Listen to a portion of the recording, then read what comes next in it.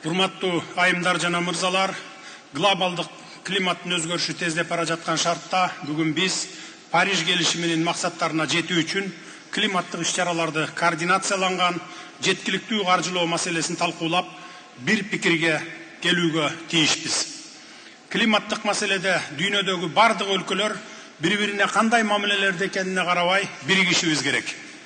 Биз климаттын өзгөрүшүнө каршы чараларды каржылоо боюнча жаңы жамааттык максатты тез арада кабыл алууну колдойбуз жана өнүккөн өлкөлөрдө өнүгүп келе жаткан мамлекеттерге жардамды 2 триллион акч долларына чейин жеткирүүгө жана бул каражаттарды алуу жолдорун жеңилдетүүгө чакырабыз. Кыргызстан өз тарабынан климаттык жана туруктуу өнүгүү долбоорлоруна сырткы карызды алмаштыруу механизмин демилгеледи. Биз мамлекеттик тышкы карызды конкреттүү жашыл долбоорлорго алмаштыруу аркылуу реструктуризациялоону сунуштайбыз. Анын ичинде Кыргызстанда түзүлүп жаткан климаттык трасттык фондун механизмин пайдалануу менен экология жана туруктуу тоо өнүгүүсү тармагындагы долбоорлор каржыланат.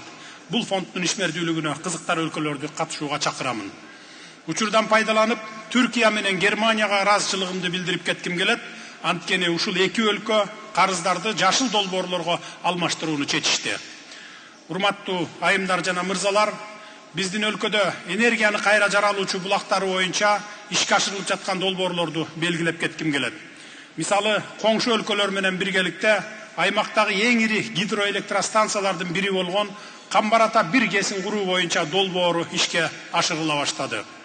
Климаттын өзгөрүшү шартында суу ресурстарын натыйжалуу жана сарамжалдуу пайдалануу маселелери өзгөчө актуалдуу болуп жатат. Ушуга байланыштуу өнүгүү боюнча өнөктөштөрүбүздү энергияны жана ресурстарды үнөмдөөчү технологияларды ишке киргизүү боюнча регионалдык борборду Бишкек шаарында түзүү демилгесин колдоого чакырамын. Кымбаттуу катышуучулар, биз мөңгүлөрдүн эриши, алардын аянтынын кыскарышы, суунун азайышы, кургакчылык жана чөлгө айлануу сыяктуу көйгөйлөрдү байкап жатабыз. Тоолуу аймактардагы жана экосистемалардагы процесстерге байланыштуу тоолордо гана эмес, ошондой эле төмөнкү аймактарда жашаган адамдардын жашоосу дагы көз каранды экендигине сиздердин көңүлүңүздөрдү бургум келет.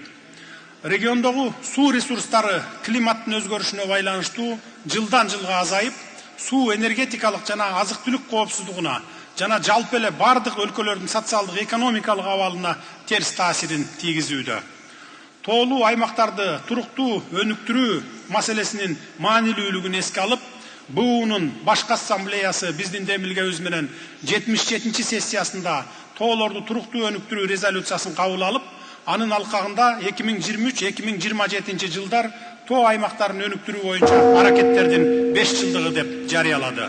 Бардыгыңыздарды тоолуу 5 жылдыктын жыйынтыгын чыгара турган 2027 жылы Кыргызстандагы Бишкек плюс 25 экинчи глобалдык тоо саммитине чакырамын. Көңүл бурганыңыздар үчүн терең ыраазычылык билдирем.